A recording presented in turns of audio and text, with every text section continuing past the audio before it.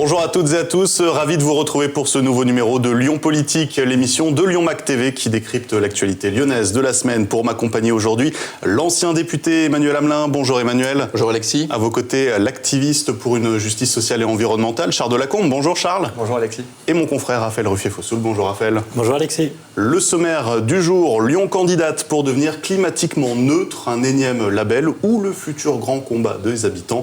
La nuit de la solidarité a été dénoncée par des associations. La mairie a-t-elle instrumentalisé le bénévolat? Et puis l'ultra-gauche menace le siège de Bayer à Lyon. Gérald Darmanin doit-il dissoudre la Gale? Mardi soir, la mairie de Lyon réunissait à l'hôtel de ville plusieurs partenaires et acteurs pour évoquer l'un des grands défis de Grégory Doucet, devenir une ville climatiquement neutre d'ici 2030. Concrètement, l'Union européenne lance un grand programme dans lequel seront intégrées 100 agglomérations du continent. Lyon va candidater à la fin du mois. Alors climatiquement neutre, ça veut dire quoi? Ça veut dire que la ville, ses bâtiments, ses institutions, ses agents ne devront plus émettre de CO2. Et comme c'est impossible de les réduire à néant ou presque, chaque émission restante devra être compensée par des mesures de protection du climat. On peut commencer avec vous, Emmanuel. 2030, c'est dans 8 ans. C'est un défi qui vous semble réalisable et surtout qui mérite d'être réalisé, selon vous? Qui mérite, oui, bien sûr. Alors, est-ce que ce sera réalisable? On va voir ce que la mairie met en face de cette démarche. Mais c'est une démarche intéressante, bien évidemment, puisque je rappelle juste que les accords de Paris déjà nous engageaient sur un schéma à peu près similaire. Là, c'est la ville de Lyon qui candidate. Moi, je pense que c'est plutôt bien. J'attends de voir quand même, parce qu'il y a un certain nombre de projets qui ont été identifiés. Je pense qu'ils vont être obligés d'aller un peu plus dans le détail quand même, parce que là, on est quand même sur plutôt des généralités.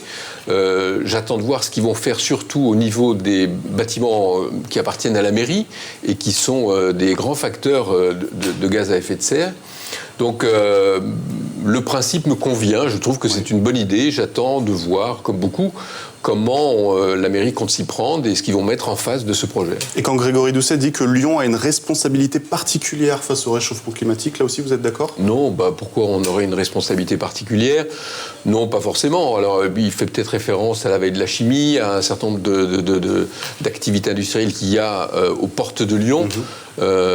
Si c'est ça son idée, à ce moment-là, il vaudrait mieux que ce soit le président de la métropole qui tienne des propos de cette nature. D'ailleurs, la métropole aura un rôle à jouer et je n'ai pas entendu le président de la métropole s'exprimer sur le sujet. Pourtant, Lyon n'y arrivera pas toute seule. C'est un projet qui englobe incontestablement les compétences de la métropole. Donc on va voir aussi de quelle manière ils vont articuler sur les deux institutions. Charles, vous avez réalisé une action mercredi, c'était en même temps que le discours d'Emmanuel Macron au Parlement européen. Oui. C'était pour dénoncer le fait qu'il n'avait pas fait avancer la lutte contre le réchauffement climatique d'un iota en 5 ans. Selon vous, il faut se reposer sur l'audace des élus locaux, du coup, pour avancer?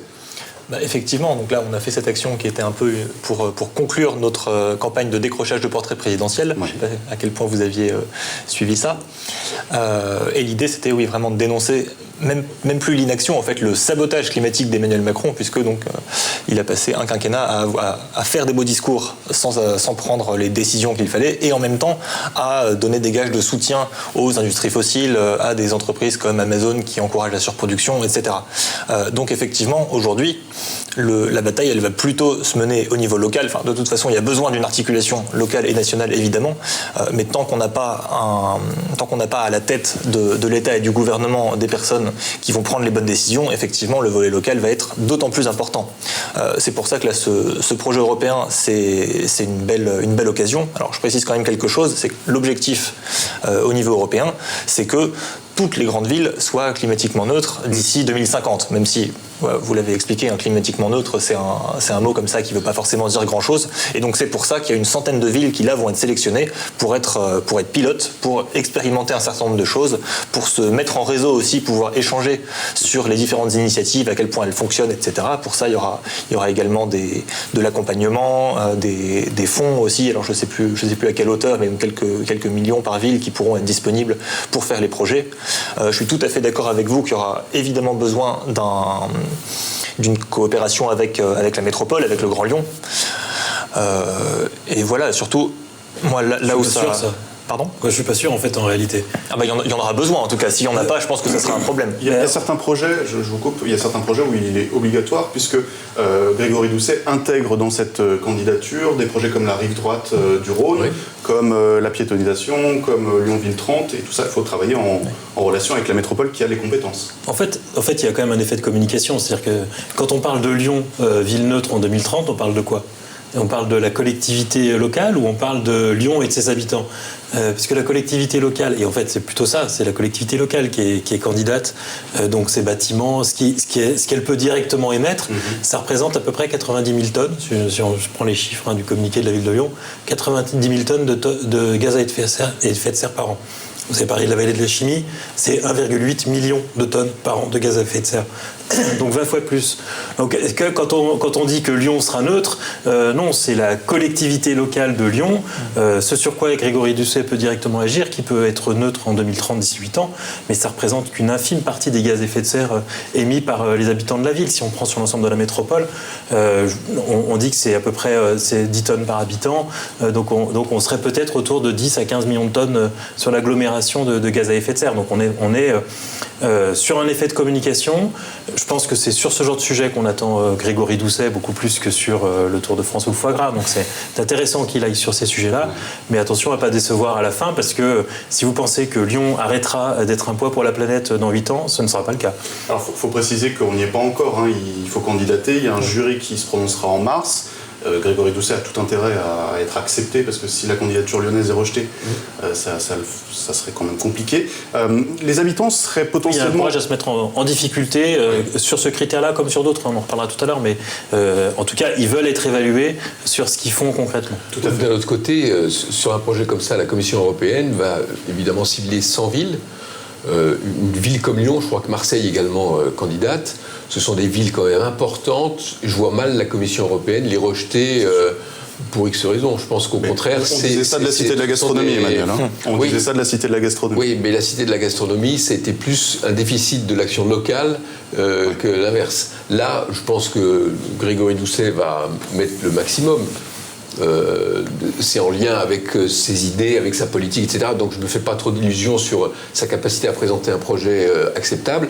Et je ne doute pas que la Commission européenne l'acceptera. Je vois mal la Commission européenne rejeter une ville comme Lyon dans le cadre de cette initiative. Ça me paraîtrait assez curieux quand même. Pour rebondir sur ce que vous disiez, Raphaël, les habitants vont quand même être intégrés au projet, puisque Grégory Doucet, parmi ses axes, veut faire une transition vers la justice sociale. Et alors, justice sociale, ça ne parle pas forcément à tout le monde, et on peut en parler avec Charles. Concrètement, en quoi faire cette transition vers la justice sociale peut aider à la lutte contre le réchauffement climatique à Lyon ? En fait, l'enjeu, il est assez simple. C'est que aujourd'hui, on est face à une crise climatique, une crise environnementale globale qui va de toute façon impacter un certain nombre de personnes, et d'abord les plus pauvres. Ensuite, les actions qu'il y a à prendre, les changements qu'il y a à faire, on peut les faire de plein de mauvaises façons. Donc, par exemple, si on passe simplement au tout électrique et que tout le monde doit racheter une voiture, il y a un certain nombre de personnes qui ne vont pas pouvoir.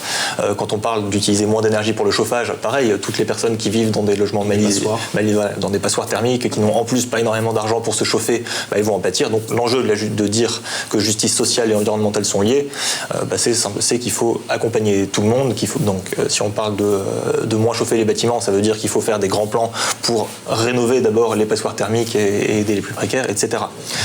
Et après, on parlait d'implication citoyenne. Là, ce qui est intéressant sur ce projet de climatiquement neutre d'ici 2030, c'est aussi qu'il va y avoir, si Lyon est accepté encore une fois, un contrat qui va être élaboré puis signé entre la ville et les citoyens pour justement une implication, pour que les citoyens et les organisations puissent se prononcer sur les projets, puissent accompagner, etc. Donc effectivement, impliquer les gens, c'est quand même toujours une bonne idée en général, surtout au niveau local comme ça.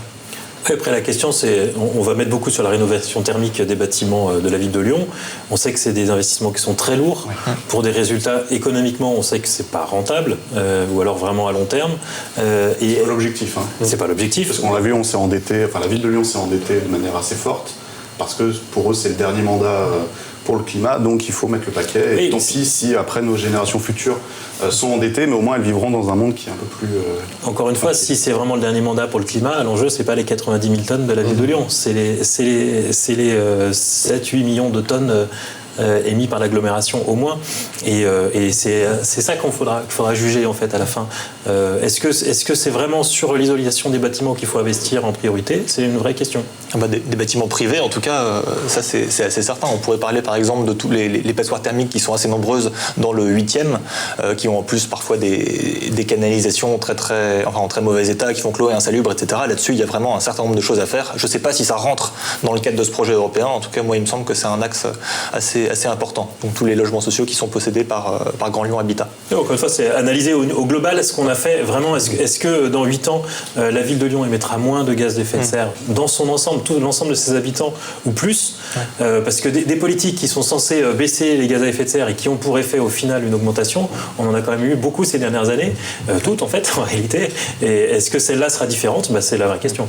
Alors c'est vrai que j'ai pas détaillé les différents axes qui étaient prévus par Grégory Doucet pour arriver à cet objectif de Lyon climatiquement neutre en 2030. Donc il y aura des investissements et des achats publics exemplaires, la production et la consommation responsable, le développement de projets que l'on connaît déjà, donc le passage en ville 30, ce sera le 30 mars prochain, la piétonisation, la rive droite du Rhône, du fret, du transport fluvial. Tout ça vous paraît suffisant, Emmanuel ? C'est ce que j'ai dit tout à l'heure. Moi, j'attends de voir le détail. Sur les grands principes, il n'y a pas de nouveauté dans ce qui est présenté. La rive droite, c'était prévu, la zone 30 aussi. Il y a tout un ensemble de choses qu'on connaissait. Maintenant, il faut voir le détail. Il faut voir la manière dont tout ça est budgété. Il faut voir dont tout ça est intégré dans un timing. Il y a quand même beaucoup de choses à préciser. Je pense qu'ils vont le faire. La logique voudrait qu'ils le fassent. Donc, moi, j'attends de voir pour me rendre compte. Mais pour le moment, je ne vois pas de surprise dans ce qui a été déjà posé sur la table.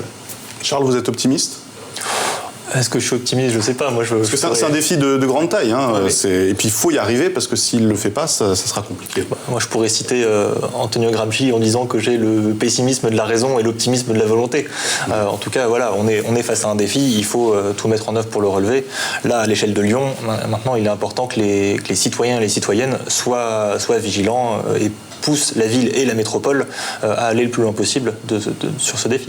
Mais on ne sent pas un engouement fou derrière cette candidature, déjà parce qu'il y a eu une communication à minima. C'était un événement à 18h le mardi à l'hôtel de ville avec seulement les acteurs, les premiers concernés, les entreprises, les partenaires, les associations, ce genre de choses.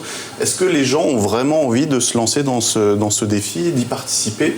Parce que vous l'avez dit, ça va potentiellement coûter de l'argent. Alors il y en a certains, on l'espère, qui vont pouvoir être aidés, mais d'autres qui vont devoir faire des investissements. Quand on voit que depuis l'élection des écologistes, il y a ce frein qui est mis par notamment les personnes qui ont des voitures et qui ne veulent pas forcément faire la transition. Il y a l'histoire de la zone à faible émission qui va aussi bientôt arriver sur la table. Raphaël, je vous vois faire la moue.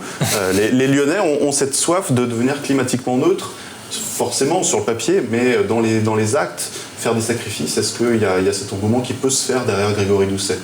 C'est toujours difficile de parler à la place des Lyonnais, mais ce qu'on peut voir quand même, c'est que même les automobilistes les plus farouches sont pas hostiles au discours de responsabilité sur la crise climatique. C'est-à-dire qu'aujourd'hui, on n'est plus dans une situation de négation de la crise, et y compris effectivement on voit des propriétaires de gros diesel dire qu'ils se sont convertis à l'électrique. Je pense que beaucoup sont demandeurs de solutions concrètes et de solutions qui sont effectives, qui sont effectivement efficaces. Et je pose la question, par exemple, quand on passait à l'électrique, est-ce que vraiment, au bilan carbone final, est-ce que ce sera vraiment positif ? Est-ce que ça nous permettra, si les enjeux sont à 10 ans, de réduire effectivement dans les prochaines années les gaz à effet de serre, ou est-ce que c'est un investissement important qui pourra donner des effets beaucoup plus tard, mais qui n'aura pas de réalisation concrète dans les années qui viennent? On peut imaginer aussi que Grégory Doucet attend d'avoir le retour du jury et la labellisation pour pouvoir lancer un peu les efforts et pas non plus faire comme Gérard Collomb, on s'entend, avec la Cité de la gastronomie, c'est-à-dire parader et puis au final prendre quelque chose sur le coin du nez. Je vous propose de passer à notre deuxième sujet du jour. Ça s'est passé cette nuit, jeudi, la nuit de la solidarité, première édition lyonnaise d'un événement qui existe déjà au niveau mondial et qui était organisé donc par la mairie de Lyon cette fois-ci. Plus de 500 personnes qui s'étaient inscrites pour devenir bénévoles, arpenter les rues, et ce pour non pas faire une maraude, mais recenser les personnes sans abri, recueillir des informations sur elles au détour d'une conversation. Ce n'était pas donc une maraude, mais bien l'occasion pour la ville de réaliser une photographie de la situation et à l'avenir de s'adapter en fonction. Sauf que des associations ont dénoncé cette opération, notamment le collectif Jamais sans toit, qui trouve que les bénévoles étaient instrumentalisés et que les personnes les plus précaires ont besoin de solidarité toute l'année et pas seulement pour une nuit. Qui veut réagir autour de la table, Charles? Oui, c'est comme vous l'avez dit, effectivement, la nuit de la solidarité, ça doit être toute la nuit. Maintenant, toute l'année, pardon. Toute la nuit de toute l'année, c'est ça. Maintenant, c'est aussi une initiative nationale. Moi, ce que j'ai compris en me renseignant un petit peu, c'est que c'est aussi l'INSEE qui a demandé à ce que ça puisse être fait dans plus de villes de France, histoire d'avoir une cartographie plus globale de la pauvreté et des personnes qui n'ont plus de domicile en France.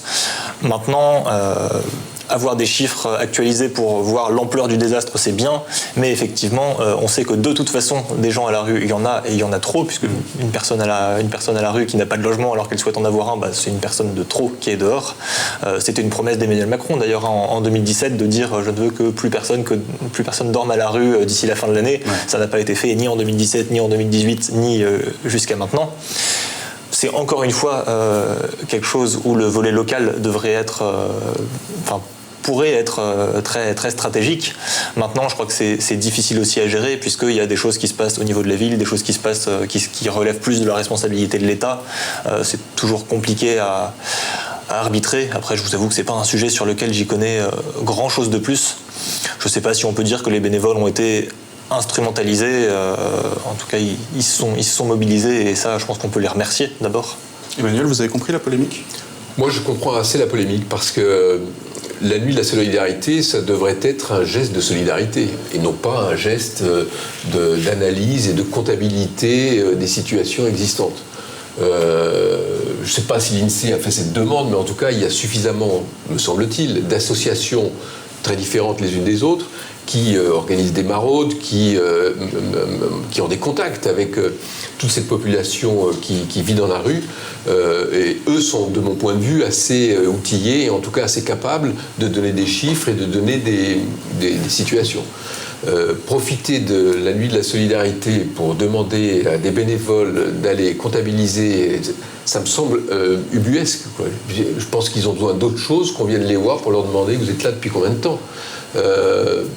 Donc je pense que la ville disait que ça fait une discussion, et du coup ça oui, permet mais enfin il y a plein d'associations qui font ça.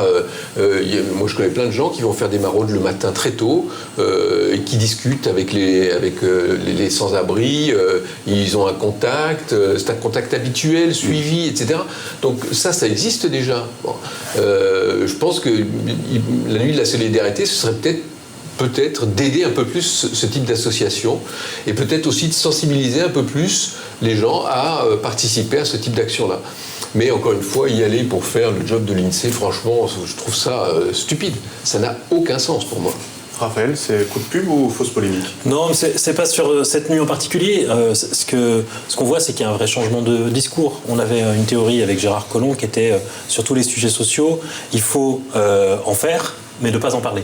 Parce que ça ne sert à rien d'en parler, parce qu'il n'y a que des coups politiques à prendre. Ce sont des sujets qui sont toujours complexes, sur lesquels on a beau faire des promesses, en fait, jamais on arrive à les résoudre complètement. C'est vrai aussi bien sur l'accueil des migrants, des mineurs isolés, que sur les SDF. Plusieurs politiques qui ont essayé de dire qu'ils allaient régler le problème, ils ont toujours eu beaucoup de difficultés. Donc on avait Gérard Collomb qui nous disait nous on fait, mais surtout on n'en parle pas, parce qu'on s'attire que des problèmes à en parler, et même éventuellement on fait appel d'air, on en a encore plus qui arrive. David Kimmelfeld, après, lui était sur en parler un petit peu plus et en faire beaucoup plus, en résumé. Et les écologistes qui disaient que c'était pas assez, qu'on pouvait faire bien mieux quand ils étaient dans l'opposition. Là, ils arrivent au pouvoir, ils comprennent que l'incantation, ça suffit pas, que ce sont des sujets compliqués. Ils ont fait une promesse, qui était que plus aucun enfant ne dorme dans la rue à la fin de l'année 2021. ils ont promis, c'est des sujets qui sont compliqués. Moyennant quoi ils dorment dans des écoles, puisqu'il y a des citoyens et des citoyennes qui se mobilisent pour les accueillir. C'est ça, mais il y en a encore qui dorment dehors, et même là dans le quartier de la Confluence, il y en a sous des tentes, donc raté. Ce qu'on peut leur reconnaître, et on verra s'ils le font durablement, c'est qu'ils se mettent la pression. Comme ils se mettent la pression ils l'avaient fait sur la semaine de l'hospitalité, qui avait été très critiquée par des associations, comme cette nuit de la solidarité, en fait, quand le politique vient communiquer sur ces sujets-là, il est regardé par les associations qui disent... qui vont critiquer, qu'est-ce que vous faites pas assez, vous pourriez faire plus, vous pourriez faire mieux, il y a toujours des enfants dehors. Donc chaque fois qu'ils s'expriment, ils se mettent la pression et donc ils s'obligent aussi à essayer de trouver des solutions. Globalement, sur tous les sujets sociaux, on peut pas dire qu'ils aient trouvé des solutions. Ils en trouvent, ils en ont quand même. Hein. Ils se dépensent quand même aussi, mettre des budgets importants sur ces sujets. Ils n'ont pas réglé tous les problèmes. Ils continuent de se mettre de la pression. Donc je le vois comme une manière de définir une ambition, un peu comme sur la question, tout à l'heure on disait du climat et d'être climatiquement neutre, c'est une manière de se mettre la pression et de se mettre sous le regard des citoyens sur ce sujet-là. Je trouve que pour une municipalité écolo et de gauche, c'est quand même cohérent de se mettre la pression sur des sujets comme ceux-là plutôt que sur la sécurité par exemple. Alors Crédit, on peut dire que 500 bénévoles qui répondent à cet appel alors que c'est une première édition, c'est quand même plutôt pas mal. Oh, mais Ça montre qu'il y a un engouement qui peut se créer et que finalement, là encore, avec assez peu de communication, trouver 500 personnes, alors il faut voir leur profil, hein, peut-être qu'il y avait beaucoup de personnes associatives qui venaient un peu du giron écolo, mais en tout cas c'est plutôt bien et c'est pour le futur, les futures éditions et puis potentiellement pour des gens qui peuvent aussi avoir un déclic et s'investir après dans des associations, c'est vraiment intéressant. Mais on dit beaucoup qu'on est dans une génération, une époque qui est moins politique, moins investie, on voit que les associations ont beaucoup de mal à recruter des bénévoles. Et dans la réalité, en fait, chaque fois qu'on fait appel à la solidarité des gens, elle est présente. Donc je pense c'est surtout qu'il y a des modes d'action qui sont à réinventer. Et c'est pas quelque chose qui est facile. Mais en tout cas, quand on propose concrètement des choses à faire aux gens, ils y répondent présent. Allez, terminons avec le troisième sujet de la semaine, l'AGAL, ce collectif antifasciste qui a relayé cette semaine un ultimatum national qui avait été lancé à Bayer. Si le géant allemand ne quitte pas Lyon, eh bien, leur siège du 9e arrondissement serait envahi le 5 mars prochain. Il lui est reproché de détruire la paysannerie. Ces menaces ont été dénoncées par le groupe LR à la métropole de Lyon, qui réclame à Bruno Bernard, le président de la métropole de Lyon, de condamner ces propos, et puis à Gérald Darmanin, le ministre de l'Intérieur, la dissolution du groupuscule d'ultra-gauche lyonnais. Alors, peut-être la parole à l'accusation avant potentiellement la défense. Emmanuel, est-ce que cet épisode justifierait de s'attaquer, après l'ultra-droite et Génération Identitaire qui avait été dissous l'année dernière, à l'ultra-gauche ? Très sincèrement, je n'ai pas beaucoup d'idées là-dessus. J'attends de voir ce qu'ils veulent faire. Parce qu'au-delà de l'incantation, il y a après les actes. Si effectivement ils envahissent les locaux de Bayer, oui, là ils rentrent sous le coup de la loi et ça pourrait justifier la dissolution de cette association. Franchement, on n'est pas au Far West, quoi. Ça me paraît, c'est incroyable. Je ne suis pas un défenseur de Bayer. Je dis simplement, c'est qu'on a des règles, on a des lois. On les respecte et on s'y plie. On ne va pas chacun faire sa propre loi et être son propre juge. Ce serait trop facile et ce serait le bazar. Donc, moi, je considère que s'ils vont un peu plus loin que leurs incantations, oui, ils tomberont sous le coup de la loi et là, à ce moment-là, on pourra demander une dissolution. S'ils s'arrêtent dans l'incantation et qu'ils sont juste sur une volonté de faire prendre conscience d'un certain nombre de choses, etc., ça c'est pas dramatique, mais encore une fois il y a des limites à ne pas dépasser. Quand on est d'accord ou pas d'accord avec l'activité industrielle de Bayer, c'est une chose. Après, aller occuper ses locaux, empêcher les gens de travailler, etc., ça c'en est une autre. Donc à voir. Charles, vous êtes probablement pas un fan de Bayer. Pas spécialement, effectivement. Si jamais c'était justifié, vous seriez potentiellement d'accord pour manifester devant leur siège. faut voir dans quelle modalité et selon mon emploi du temps. Voilà. Mais je voulais quand même revenir sur plusieurs points de ce que vous avez dit. Donc d'abord, effectivement, ça vous l'avez précisé tout à l'heure, hein, la GAL n'est pas à l'origine de cet appel. C'est un collectif qui s'appelle les Soulèvements de la Terre, qui rassemble des personnes des ZAD, des agriculteurs, effectivement, beaucoup de jeunes engagés, qui ont fait un certain nombre d'appels. C'est une campagne qui court depuis déjà plus d'un an. Il y a eu des choses sur les jardins d'Aubervilliers à Paris, des choses sur des méga bassines. Bref, où à chaque fois, en fait, on a des grosses mobilisations qui sont organisées dans un cadre plutôt pacifique, avec éventuellement des mises hors service ciblées d'engins, on va dire, mais qui se font pas dans la violence. Il y a en tout cas absolument pas de violence envers les personnes. Ça, c'est quelque chose d'important. Voilà. Donc, l'autre chose, c'est que de toute manière, la GAL, le groupement antifasciste Lyon Environ, n'est pas une association. Les Soulèvements de la Terre non plus, d'ailleurs. Après, ça reste on peut toujours dissoudre, le ministère de l'Intérieur peut dissoudre des groupements de faits quand ils répondent à un certain nombre de critères, notamment l'appel à la violence contre des personnes. Là, en l'occurrence, c'est pas vraiment le cas. Donc je suis pas sûr que... Enfin, de toute manière, c'est ça, il n'y a pas eu d'acte répréhensible actuellement, alors que si on parle de Génération Identitaire ou des Zouaves Paris qui ont été dissous plus récemment, là, on est vraiment sur des groupes identifiés qui attaquent des gens, qui revendiquent cette violence. S'il y avait des choses à dissoudre ou à redissoudre ou sur lesquelles mettre plus de moyens à Lyon, ça serait plutôt, encore une fois, l'ultra-droite qui a toujours des locaux ouverts dans le 5e arrondissement, qui fait régulièrement, plusieurs fois par mois, on a des nouvelles de personnes qui sont venues, qui sont allées soit à la Croix-Rousse pour aller casser du gauchiste, entre guillemets, mais donc avec des jeunes qui sont absolument pas militants, des personnes qui ont 18, 19 ans, qui se retrouvent, qui se prennent des coups de couteau, des coups de cutter, alors qu'elles n'ont absolument rien demandé. Et d'ailleurs, on va bien voir ce soir, là, puisqu'il y a le derby, mais les stades sont fermés. Donc on imagine qu'il y aura probablement des descentes de militants d'extrême droite qui vont venir pour essayer de trouver des gens sur qui taper. Voilà, c'est plutôt contre ces personnes-là, aujourd'hui, qu'il faudrait agir, à mon avis, contre les vrais fascistes. Simplement pour revenir sur Bayer, donc effectivement, il n'y a pas de violence programmée contre des personnes, mais on peut se douter qu'un saccage du siège pourrait être fait. C'est ce qui avait déjà été fait par Extinction Rebellion, où ils avaient un peu repeint le siège de la rue Sergent-Michel Berthet dans le 9e. Du coup, c'est pas grave de s'attaquer à des bâtiments. Pour vous, c'est pas de l'écoterrorisme?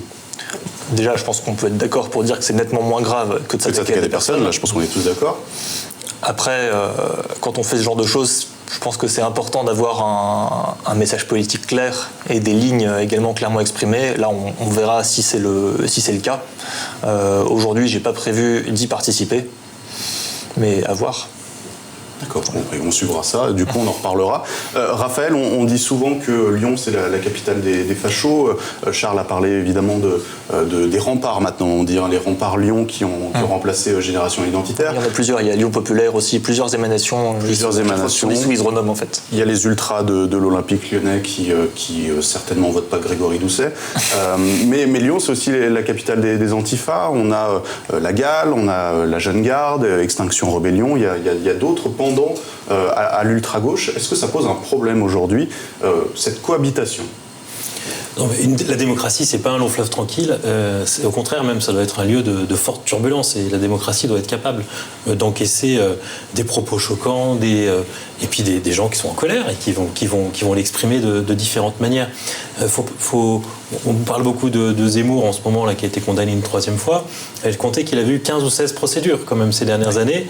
C'est-à-dire qu'il a été relaxé une douzaine de fois et condamné 3 fois. C'est-à-dire qu'en France, la démocratie permet de dire beaucoup de choses, y compris des choses qui vont être très choquantes. Dans les groupuscules qui ont été dissous à l'extrême droite, effectivement, il y avait eu un certain nombre de violences qui avaient été commises. On pense qu'il ne faut pas avoir la dissolution trop facile, parce que c'est important qu'une démocratie puisse être vivante. Mais la vraie question, en fait, effectivement, il y a une vraie question autour de l'état de droit, autour de ça, autant dans l'expression des colères que dans le fait que ces colères puissent se traduire politiquement. Pourquoi on arrive à ce type d'action aujourd'hui ? C'est parce qu'il y a une jeune génération qui considère que les promesses politiques, les promesses de l'état de droit ne sont pas tenues, et que, alors là c'est Bayer, mais on pourrait parler de MeToo par exemple. les inégalités sexistes, les agressions sexuelles.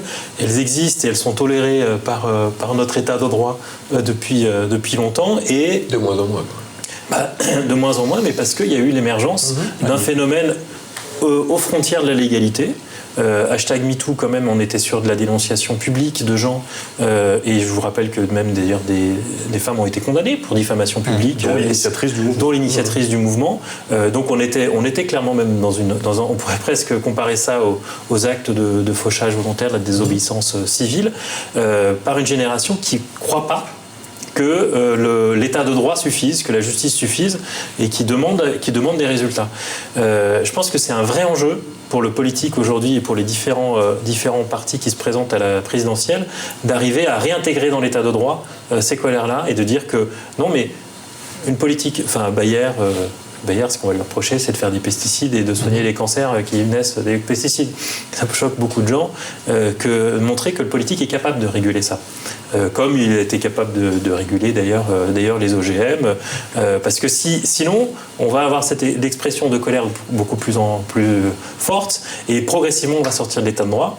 Moi, je trouve que la situation des États-Unis est assez inquiétante de ce point de vue-là, avec deux camps qui, à gauche comme à droite, sont en train de sortir de l'état de droit. Jusqu'où ça va nous amener aux États-Unis ? Un clivage extrêmement violent entre les deux camps. Oui, mais la démocratie a résisté à des clivages violents. Les années 70 et les années 80, c'était violent dans les débats idéologiques. Là, la question, c'est vraiment celle de la sortie de l'état de droit. Les prochaines élections américaines, on n'est pas sûr qu'elles puissent se tenir de manière sincère. Quand il y aura des contestations des élections par les républicains qui auront perdu, on sait qu'ils ont nommé dans les comités électoraux des gens très proches qui partagent l'idée de Trump que les dernières élections ont été truquées, donc, qui partagent vraiment des théories complotistes déjà aujourd'hui. Donc comment ça va se traduire aux prochaines élections américaines ? On ne sait pas du tout si la démocratie américaine est capable de résister. Moi, je pense qu'elle est capable de résister, mais enfin, elle est vraiment menacée, et c'est des questions qui nous arrivent aussi en France. Et donc personne ne se saisit pour ces élections présidentielles ? Personne, je dirais pas ça. Si l'état de droit est quand même défendu globalement par l'ensemble de la classe politique. Donc il n'y a pas d'appel à la violence, il n'y a pas d'appel à l'incivilité, il n'y a pas d'appel à ce genre de choses. Donc on peut considérer malgré tout que dans cette campagne, l'état de droit est respecté à peu près par tout le monde. Mais Charles n'est pas aussi sûr que vous. Quand même, on se souvient de pas mal de déclarations de Laurent Wauquiez en soutien à des groupes d'extrême droite. Non, mais je parle dans le cadre de l'élection présidentielle. Oui, les débats dans ce cadre-là, effectivement, en ce moment. Pour le moment.